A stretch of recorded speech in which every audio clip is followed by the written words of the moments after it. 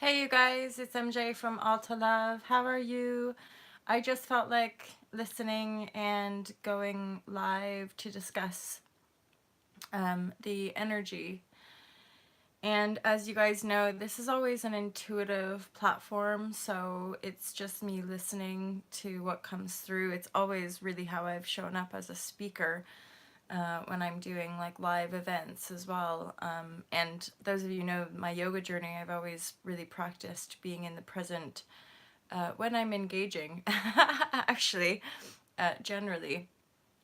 So these intuitive energy updates are from this this inner scape, this intuitive scape. And if you guys don't know a little bit about my journey, I had an awareness of mind over matter when I was quite young, sort of 15, and dealing with sort of things like anorexia and depression.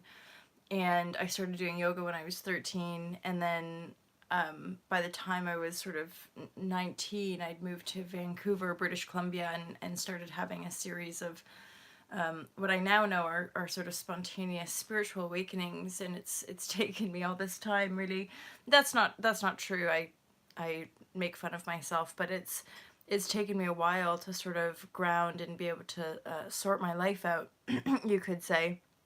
And the yoga was really kind of like a sensitization and a refinement, and then it led into the sort of inner scape and how we work with our emotions and our mind, and ultimately how we transform and continue to transform our perception to be more in alignment with unity.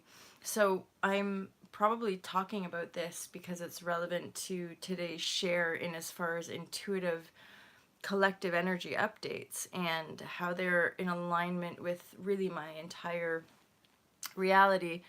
And this morning I'm just hearing this. It's like that's part of the function. It's like the mystic or whatever, and being able to feel into the subtleties and the subtle layers of energies that are dancing in a image or in a being, and again, then the aspect or the construct of how we move through this reality is a lot more aware and a lot more almost video game like. But it is on a physical level, it is heightened, and it's more viscerally like feeling aliveness and also impact.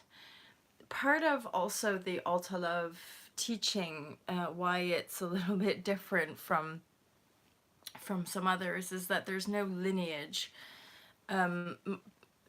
Another aspect of my personal story is that my parents, both of my parents, are adopted, and so when people ask the question like, where are you from, that has no, I have no connection to that as far as like ancestry and bloodline and all of that. And then also because a lot of ancient traditions are credited or validated by lineage, I always felt like that's doesn't res, because what about the orphan beings? What about the alienated, the poor, the disenfranchised, the ones who can't afford to go to the temples and study with the masters, yo?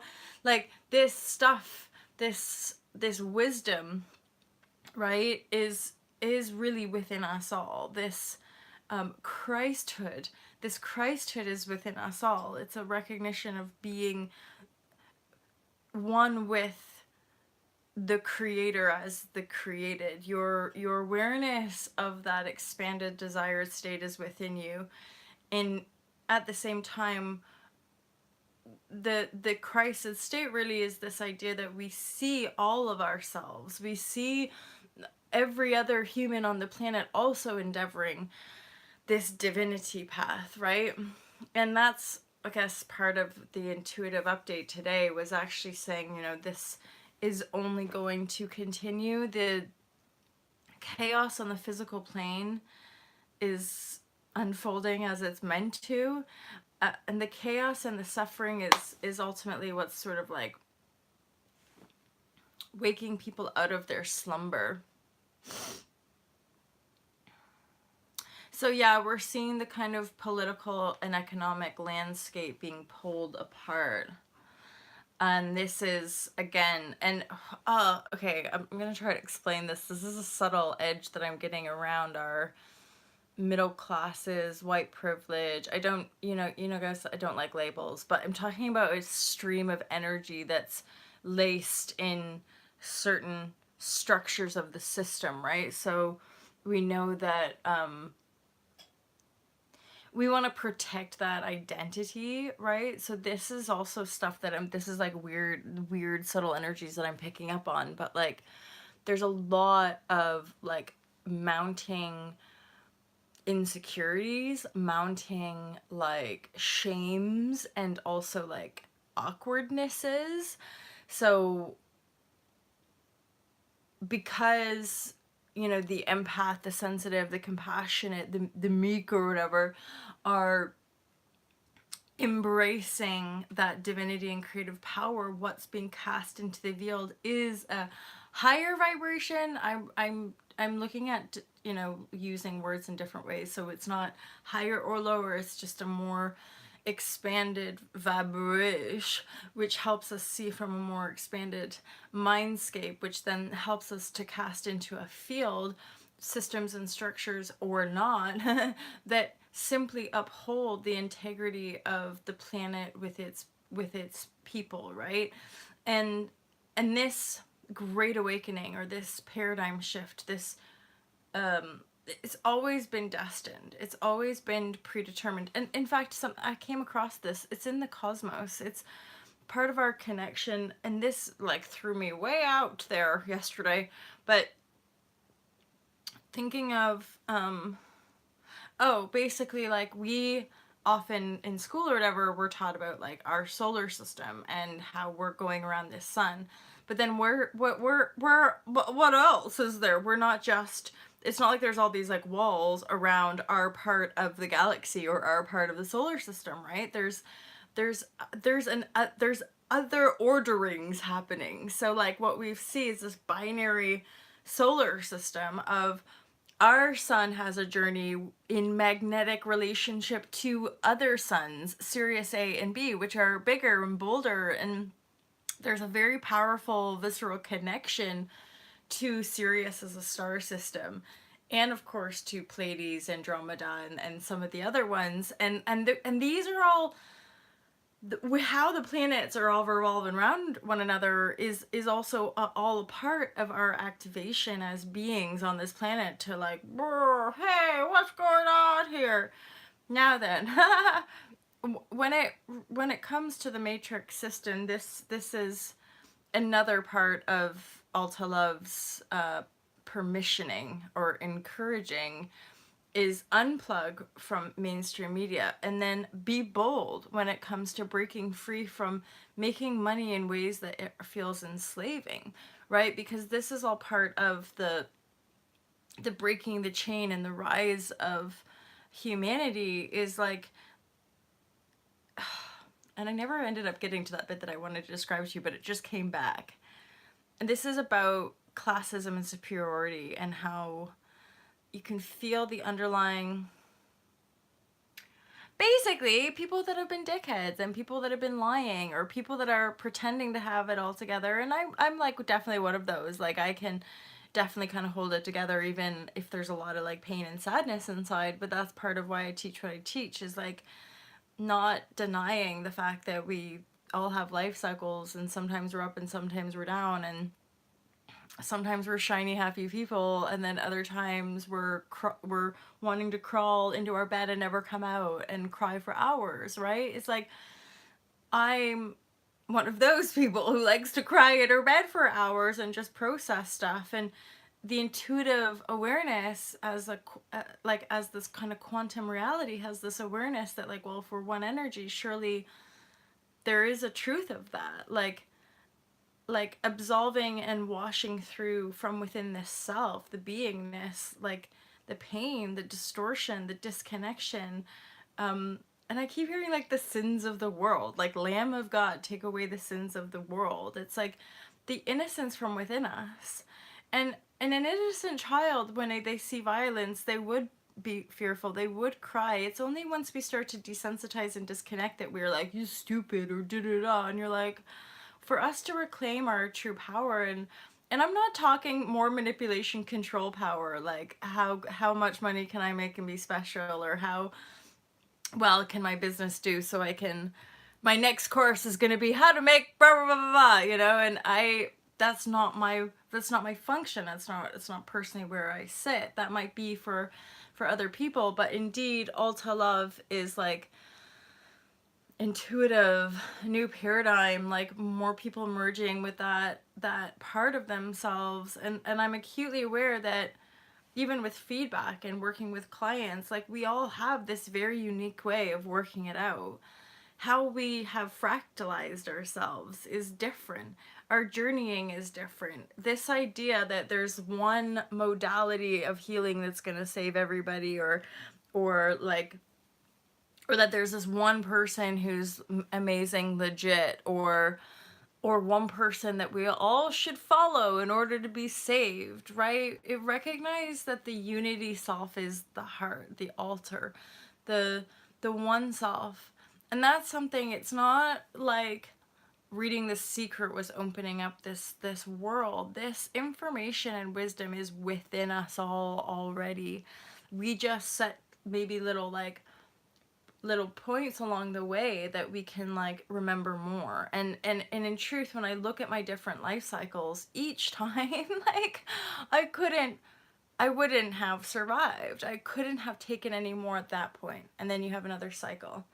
And then within that cycle, you're like, holy shit, I couldn't take any more of this. Like I literally can't do any more, do anything else. So we, in these cycles, often, certainly in my experience, I talk about like the life cycle as we have to make these leaps, which go against the kind of physical circumstances. And each time with the leap, I go like leap, and then I talk about the free fall, the land, and then the bottoming out, and then the skidding out for a while.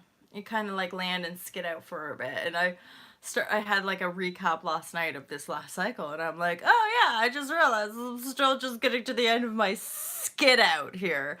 And then of course, once we've finally stopped skidding out, we get to kind of dust ourselves off and rise ourselves up like the phoenix, rise ourselves up on this new level. And I've had a lot of different some symbology and or very visceral imaginations within this cycle, which have kind of kept everything going. But when we're making big changes, and especially when we're making changes that aren't necessarily like where other people are on their journey, it's like,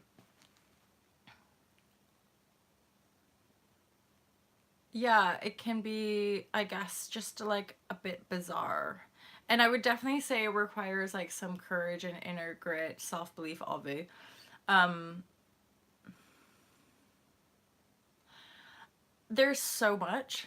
And if anything, all I can kind of say right now is I'll just continue to share from my heart whenever I'm called to do so. There's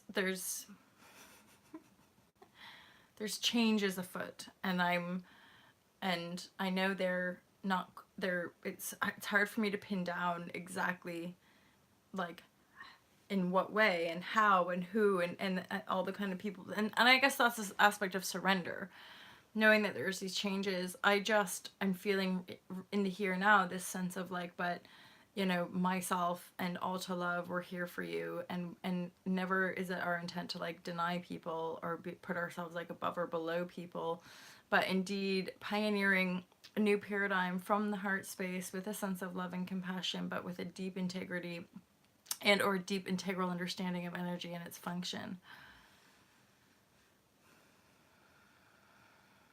and how to transform density in the light of our awareness.